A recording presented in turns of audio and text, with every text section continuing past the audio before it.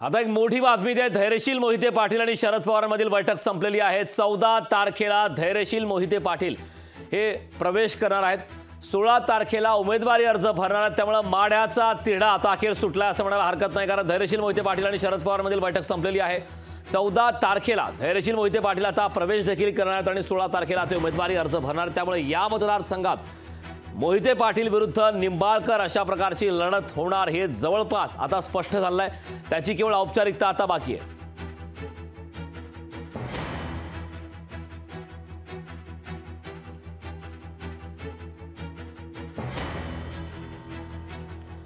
तर धैर्यशील मोहिते पाटील आणि पवारमधील बैठक संपलेली आहे। त्यामुळे या मतदारसंघात आता मोहिते पाटील विरुद्ध निंबाळकर अशा प्रकारची लढत असणारे स्पष्ट होतं।